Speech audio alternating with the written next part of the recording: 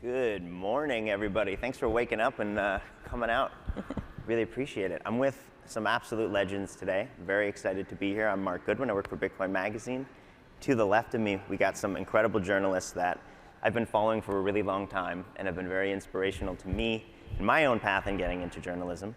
I'm very excited to introduce them today. Directly to my left, Whitney Webb. Hi. The author, founder of Unlimited Hangout, the writer of One Nation Under Blackmail, both volumes, a whole bunch of wonderful stuff.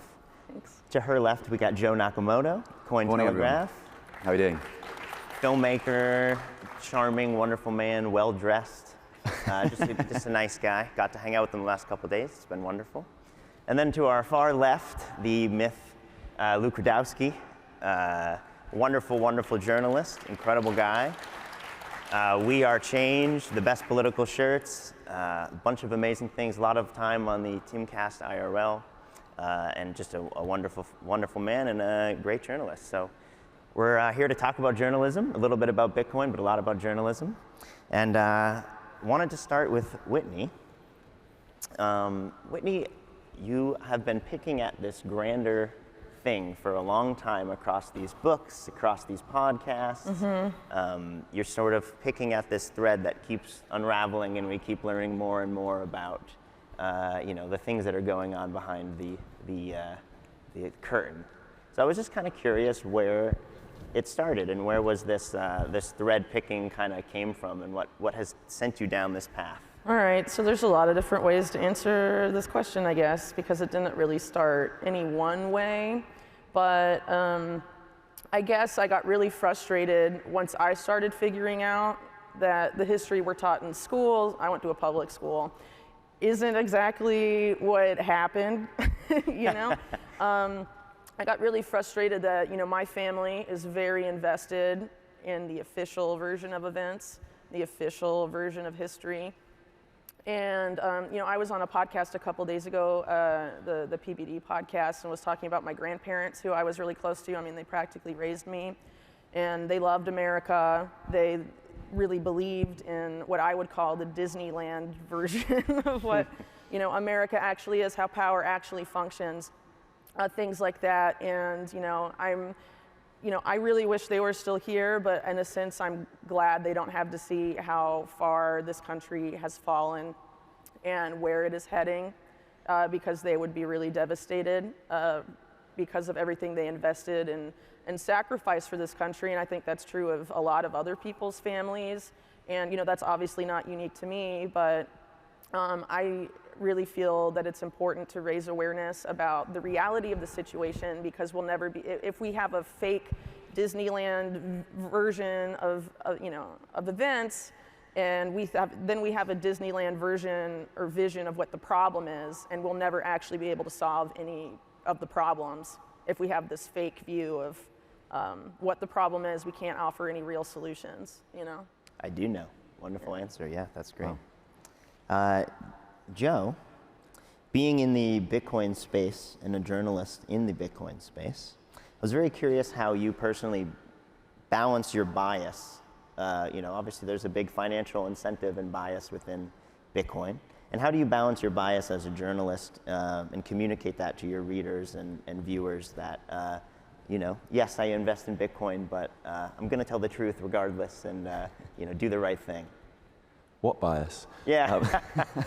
I mean, also the idea of being invested in Bitcoin, I got the instructions wrong, and I'm just only half Bitcoin. But I make that very clear on all my sort of social media profiles, and I go by the pseudonym Joe Nakamoto, and the only Nakamoto, well, the Nakamoto that this room knows is obviously Satoshi Nakamoto. So it's very evident that I'm obviously a Bitcoin advocate, Bitcoin believer, and I think that's okay to have these biases, because everyone has a bias regardless of where you come from. It's a question of being aware of it and understanding, okay, where's that coming from? So I guess personally, the readership, I obviously work for Cointelegraph, which is a crypto journal. Right. And trigger word, a cryptocurrency journal. And inevitably within that space, there's a lot of people that are pro other coins. So I think I have to be even more clear that, Right. when you're reading my work or you're watching my reports and documentaries, it's going to have this Bitcoin focus. For sure. And I'm, I guess, in a way, trying to own that and, show that as well. Totally. Yeah, and that understanding, Bitcoin really is the state change here. It really is the revolution, and yeah, push that forward for sure. Very cool. Luke, my man. Something that I've always really resonated with your work from the get-go, and I've been following you now for, I don't know, at least probably a decade, I think, with your, Occupy Wall Street and We Are Change things. I think something that really resonates with folks is that you really bring your bias and your emotions and your personal chutzpah into your work, and it's very obvious. And I think it really helps to to engage with people when you are being very emotionally honest and visceral. And I was just kind of curious how you feel about kind of balancing your fieriness with your journalism. Yeah, I believe this whole point of view of unbiased journalism is bullshit. It's not true. Everyone has a bias. Everyone has an experience that they went in their life that affects them, especially when they're doing things like nitpicking little facts and details of what is allegedly true and not true. So instead of just trying to be objective, you embrace who you really are, and you're honest and transparent about it, and you're able to provide a point of view that's a lot more realistic, that's a lot more authentic than a lot of the corporate bullcrap out there that is pretending to be something that they're not. So obviously emotions are going to come through when I'm dealing with something like in the beginning of my career on 9/11 with a lot of the survivors and rescue workers, specifically the people who were lied to by the government and told that the air was safe to breathe, and then they were dying, and then they were told, no, you're not dying, you're not sick, this is just all in your head, it's just PTSD, don't worry about the asbestos in there and all this other crap, as literally I had people that I knew personally die. You can't not get emotional about that. When you're in front of somebody like Lord Jacob Rothschild or Henry Kissinger or Zbigniew Brzezinski, like I was, eye to eye, face to face, when you meet those individuals, you cannot just be clear of emotions when you look into their eyes and you talk about them and you talk to them about Cambodia and the depopulation agenda and all the other horrible eugenics projects that they ran with medical experimentation on the American public and the public of the world. You cannot be emotional about these issues. I'm getting emotional about right now, and it's something that we shouldn't be scared of, because it's real. It's a part of the human experience, and I think journalism is about sharing that human experience, challenging yourself, and exposing people to the truer, deeper realities of the world from how you really see it, instead of this bullshit corporate Disney World point of view that they want to regurgitate and shove down your fucking throats. Fuck that bullshit. Wake up and really live life through the fullest experience, and the best way to do that is to be authentic as much as you can. Beautiful. Yeah. Amazing. Speaking of a lot of that, you just talked about a lot of very serious implications of a lot of the things going on here.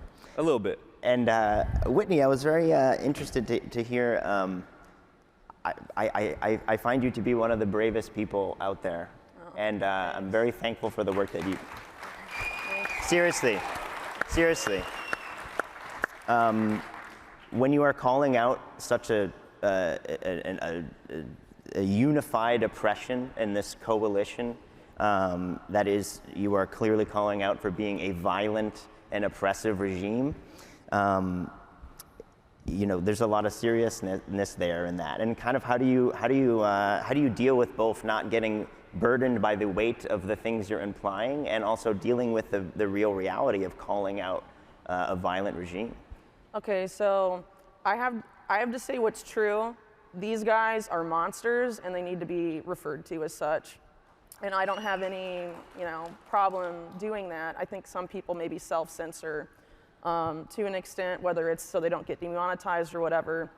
I'm not interested in that because, personally for me, it's because I'm a mom, but, maybe for other people it's different. But you have to call out the state of the world the way it is. Forgetting the rest of your question, sorry. How do you find optimism? Oh, right. In this? People a lot ask me if I'm afraid for doing this work. I definitely don't feel that way, because I feel like if you live your life in fear, especially of these people, you will never do anything about it. And ultimately, if you're in a state of fear, you are giving the people you're afraid of power over you and control over you. At the end of the day, they're able to use, if you think about how this power system manipulates the public. There's like a carrot and there's a stick, right? Herding us into this digital CBDC doom corral. So there's like, the carrot is almost always convenience. Look how convenient it will be, Well, prison's convenient too. They serve food to you and whatever, and yeah. They give you the shelter, It's always someone to have you got a sex with. roof over your head, yeah, whatever. So, but the stick, what is that? It's almost always fear, right? And so even if, I'm not gonna speak up because I'm afraid of these people, stuff like that, then if everyone's afraid of them, no one's going to speak up, and that's exactly what they want. Right. And the way I feel about it is, fuck these guys. I'm gonna say exactly what you are and what you're doing, because if we don't, no one knows, and they win. And the whole point of what I do and what a lot of other people do is so these guys don't win, because them winning is not just the end of like human freedom, it's like the end of human existence when you're talking about these like crazy transhumanist dudes who are like, yeah, in 100 years, humanity as we know it will be gone, and we're gonna redesign you. Like,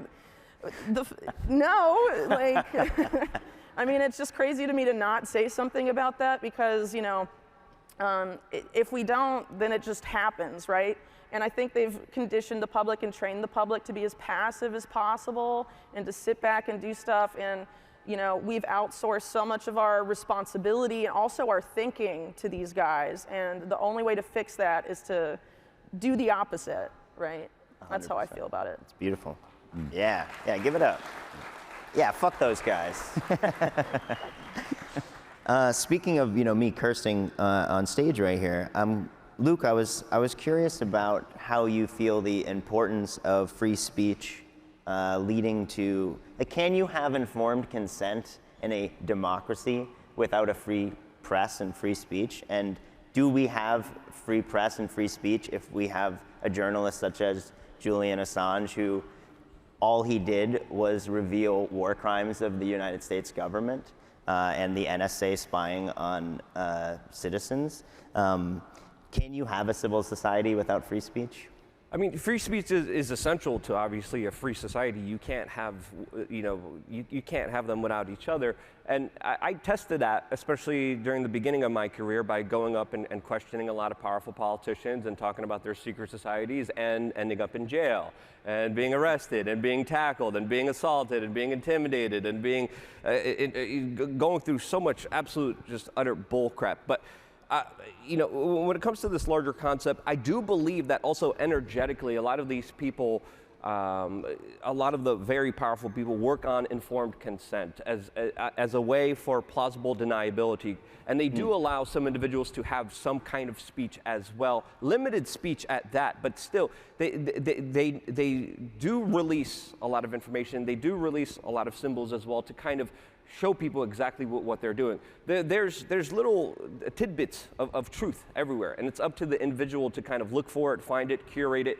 And I do believe it's more important than ever to use speech as we can, because it's directly under attack. It's essentially been almost completely eviscerated, except for, of course, what's happening on a minuscule level on Twitter, which is even debatable because other individuals like Alex Jones can't even be on the platform. But still, we are doing our best, and I think the more of us that speak out, the more of us that are not afraid, the more of us that are able to stand up for ourselves and believe in ourselves, the better chance we have as humanity for moving forward towards a more freer society. Because right now we're moving towards a total totalitarian one that's going to control every aspect of your life. The technocratic machines, Mark Zuckerberg already knows when you take a dump. All right, that's too much information that they don't need to have on you. But when you have so much of your information, so much of your data going to these individuals, they use it in so many sinister ways that they are already influencing and shaping dissidents. And they're already shaping your mindset in so many sinister, different secretive, shadowy ways that you kind of have to wonder, even if we do have free speech, how much of that speech is manipulated? So we're in a big conundrum of, holy cow, they have a lot of power over us. Let's just frickin' say as much as we can before we are totally eviscerated, totally shut down. And I think we're reaching a moment in time, especially in history, where the First Amendment is being challenged more than ever. and either it's going to be fully successful or it's going to be fully shut down. But that choice is up to the individual, especially with the conversations you have, especially with how far you want to push the Overton window, especially with how far you want to go with just saying, hey, this is absolutely wrong, this is absolutely crazy, and this stops with me saying no. Amazing, wonderful. And the more people that, flex their free speech and stand up, it's very inspiring, and others are inspired to do that. And of course, I can speak to that from my inspiration taken from you guys. Joe, I was, there's a lot of talk in the Bitcoin space about culture war and all this and that, and I was kind of curious how you feel as a journalist, if it's your responsibility to sort of stick your flag in the ground and say, this is what I believe in, this is what it is, or rather is it like I should really just kind of be presenting, just kind of telling it like it is, and sort of this transparency kind of removed from, like is it our role to direct the culture as journalists, or is it our role just to represent it? Interesting. Just before we get to the Bitcoin culture war, just sharing the stage with two, independent, established journalists, I think that rouses up in people something which they already knew was there, but it just highlights just how important it is. I mean, pre-Bitcoin me, as a journalist, was completely unfamiliar with all this, and the Bitcoin thing helped me to understand, more of the truth. I mean, it's written on your T-shirt. It's written on your T-shirt as well. I'm surrounded by it. And I think that, Bitcoin is one of these tools that helps people get there, but having these voices on stages like this is even more important, I would argue. With regards to the Bitcoin culture, I mean, the first thing is that Bitcoin has a culture. Isn't that fascinating? Right. And it has really strong offshoots. I mean, we had wizards shouting at normal Bitcoiners and Puritan Bitcoiners, and there's now progressive Bitcoiners. Are there normal Bitcoiners? Maybe. We'll get there.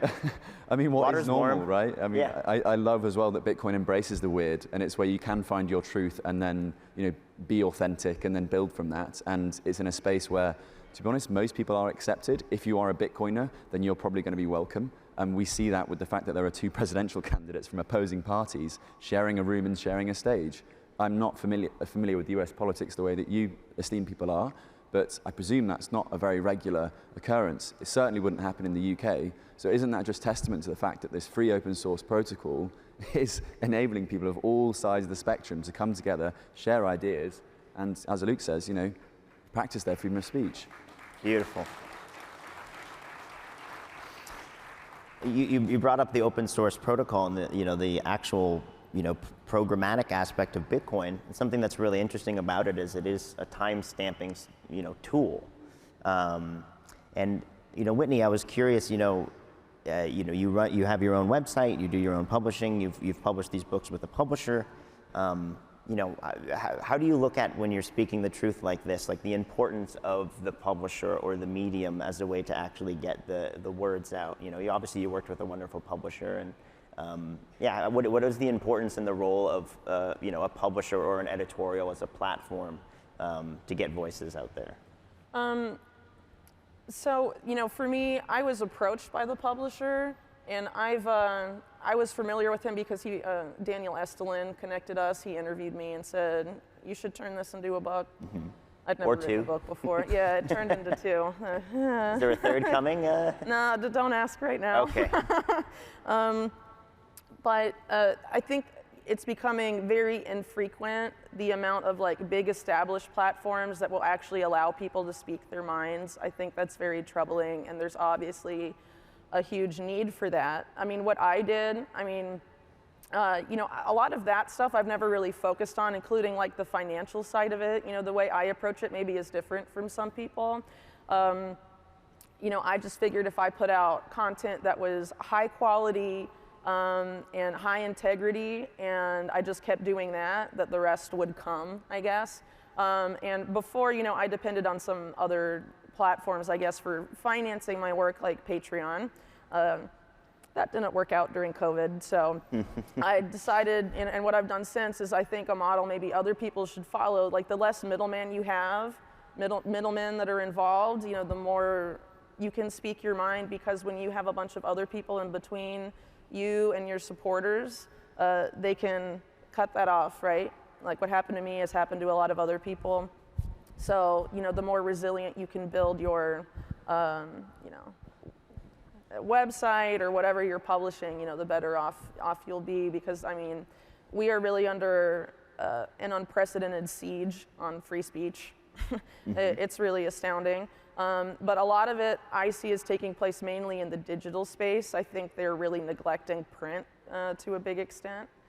So thank God for you guys. But it's really crazy to me. If you think about what they've been trying to do, the fourth industrial revolution, whatever, they're trying to push everyone and everything into the digital as much as possible, while they're also simultaneously making this huge control grab for the digital space, the infrastructure, what you can and can't say, surveilling it, all of that. So, I think people need to be cognizant that that's a two-pronged thing. It's very intentional, and if you're going to continue trying to publish and get the word out digitally, you have to think about different ways to get around that.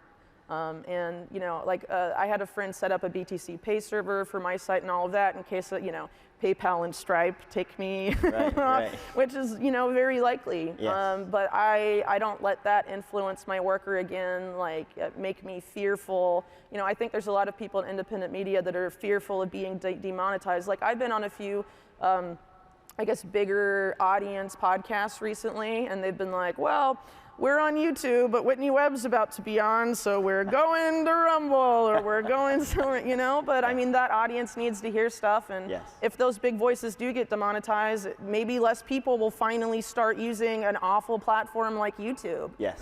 Yes.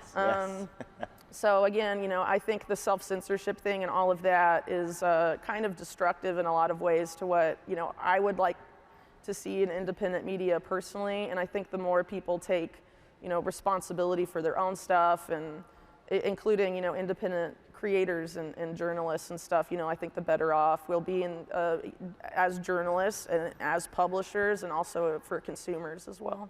That's awesome. Yeah.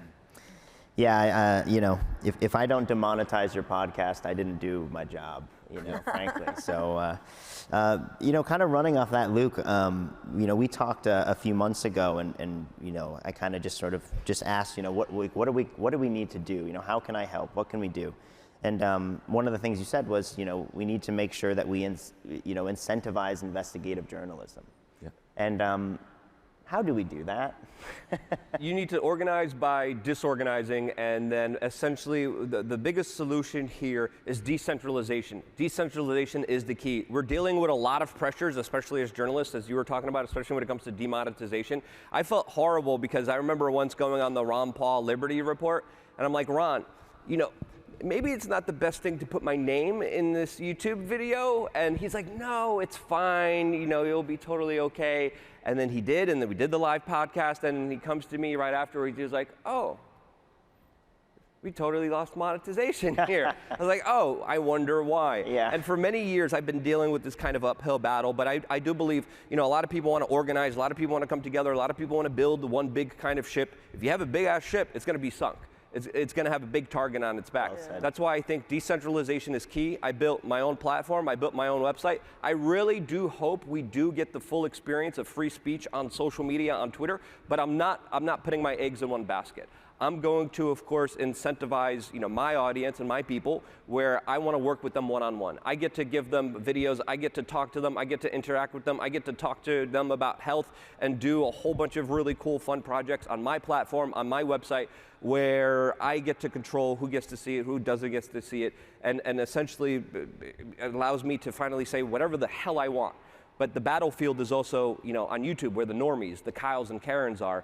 You want to reach those people out as much as you can. You want to get them out of the matrix. You want to slowly kind of incentivize them. And this is the way I see it as far as my kind of strategy here in this media landscape is there's a lot of people who are totally conditioned, totally brainwashed. You give them a little bit of a little bit of that truth, You kind of drag them in here, kind of take them in there, be like, you want to see a little bit more? Just come here behind this back door. And then you take the Thor hammer of and you beat them over the fucking head with it. And then you go down the rabbit hole of satanic pedophiles and occults and secret societies and all these other fucked up shit. And all these demon motherfuckers trying to ruin your health and with seed oils and high fructose corn syrup and all this other fucked up shit that they're fucking doing with the vaccines. For fuck's sakes. And then you have a small pod of people be like, oh, yeah, fuck that seed oil. I'm not going to be taking any experimental mRNA technology into my fucking veins. I'm not going to be sterilized. I'm not going to, make sure my testosterone levels are fucked up. So that's how that's the solution. Tanning your balls. Red light therapy. You heard it here fucking first. 9 yards. Don't tan your balls. It's actually bad for you. Sun your balls. But it's one of the talking points. That's how we fight the deep state, everybody. Tan your balls. Speaking of the deep state, Joe, we all know mainstream media is a fucking joke. Yeah. And yet, there's still a way to kind of use it as a tool in this weird way to sort of, pick up what is the narrative, the Hegelian dialectics they're trying to, to get you to believe.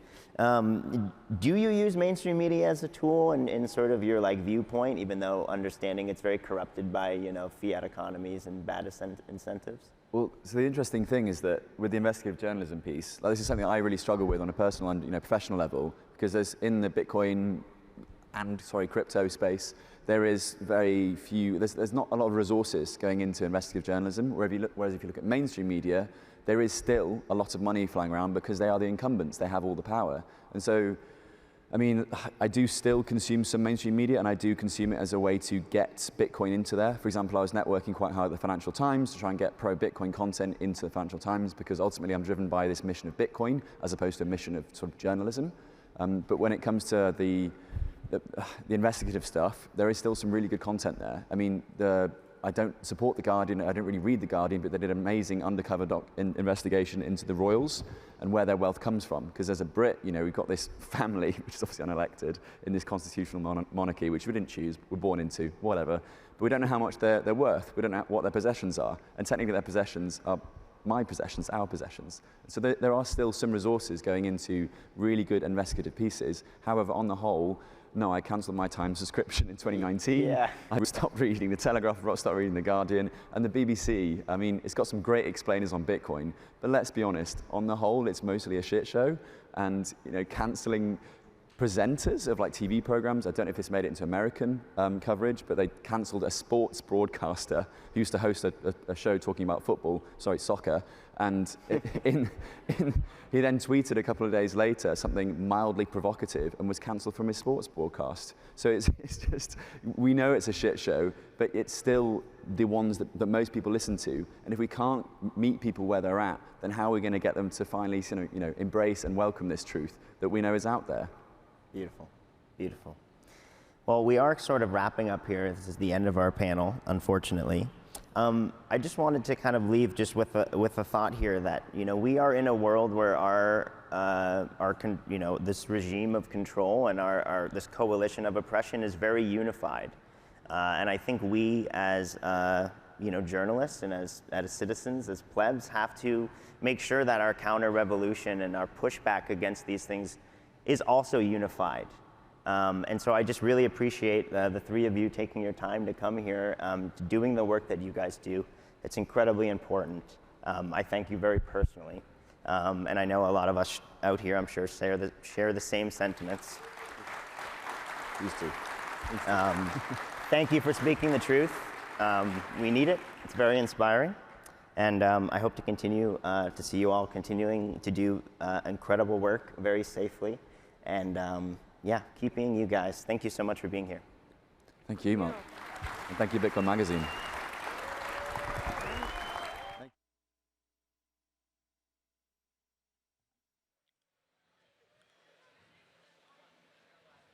Bitcoiners, welcome back to Bitcoin 2023. This is the Bitcoin Magazine live desk, sponsored by Marathon. I am joined once again by Rob Hamilton, Nico Moran, and Pete Rizzo. Getting right into it, unbiased journalism is BS, is what Luke said. To you, Nico. Yeah, I completely agree. And the sad part is that corporate media pretends like they're unbiased. But if you haven't been living under a bridge for the last 2 or 3 years, they're anything but, right? So it's that hypocrisy. And then I'll double down with this, right? Because they asked Joe Nakamoto, how could you be unbiased if you're holding Bitcoin? I don't think it's a problem, putting your own personal beliefs into your work. And the reason I don't think it's a problem is because Bitcoin has aligned incentives. So because you're talking about Bitcoin, and if that person believes in what you're saying and they expose themselves to Bitcoin, they purchase Bitcoin, that's helping themselves too. And the process that also helps the network. And if you compare and contrast with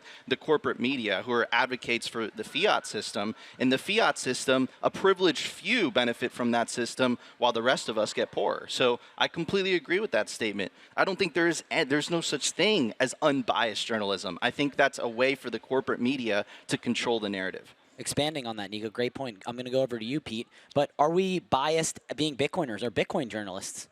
Well, look, I think I went down this rabbit hole myself, being a journalist who started in the cryptocurrency space. What I would say is it's very important for people who are consuming information and content about cryptocurrency generally to know the thesis of the people you're consuming content of, right? You ultimately have to have an underlying technical view if you're going to be doing work in the space, right? And I think the thing that takes the longest for the journalism, professionals to understand is that agnosticism is a view, right? If you don't have a view on which, underlying internet protocol you were using, nobody would be using TCP/IP, right? So ultimately, this Bitcoin is a technology, cryptocurrency is a technology, and just being agnostic to it, this is where I would agree with Nico, that puts you right back into supporting the existing system, right? Because Bitcoin was invented, because it was released into the world, now everybody gets to choose what money they use, and you can opt out of the system, right? So there is this dichotomy here. I like to say to journalists, like, look, you have to take a stance here because not having a stance is a stance. Yeah, definitely. Mark mentioned, do we have free press and free speech with Julian Assange in captivity for exposing the war crimes of the U.S.? I'll give that over to you, Rob. Yeah, so I would ultimately say that this is a question of when you disrupt power structures and existing narratives, and what does it mean to actually, distribute information, and information ultimately should be free. And it's a very interesting time in a country in America now where speaking truth to power can be seen as a conflict. And I would ultimately also agree with a lot of corporate capture of media narratives where the idea that just because you go to J school, all of a sudden you are part of this objective class. Right. It's a complete failure of the fourth estate because you need a strong, diverse, independent media. And there is no objective one perspective in the sense that I am a journalist and I have objective truth, but it's having this marketplace of many different people to come forward and have their different narratives and being able to kind of, as a consumer, look through things through your own lens and thinking through yourself through first principles. And that's, why a lot of us get to Bitcoin at the end of the day is we start deconstructing and understanding base fundamental principles. And that's how you remain free. Yeah, I just want to say a note about Julian. I mean, he's a journalist of the highest order. It's a really tragedy what happened. And I think, what he succeeded at, we need to talk about what it is because he facilitated the release of material, non-public information that was withheld from the public, right? So when you think about what a journalist is, who credentials a journalist, what makes somebody an authority as a journalist, for me, one of the greatest accomplishments that you can do is to do exactly that, release information to the public that they benefit from, and that is material, that is non-public, that has been withheld from them. And I think that's what a lot of these journalists are doing. But to tie it back to Bitcoin, one thing that they mentioned was the demonetization, right? The financial system is now being used against those individuals. It was used against WikiLeaks. WikiLeaks was kicked out of the financial system. They were effectively debanked in 2010, 2011. And Julian, that's why he discovered Bitcoin. And it's also that very pressing time when, just very quickly, sorry, this was the reaction. Satoshi was very concerned with all the attention of supporting WikiLeaks and Assange, right? It's just this was a perfect synergy of the technology being able to provide financial freedom. Definitely. Back to the Nakamoto stage. We'll be right back. Stick with us.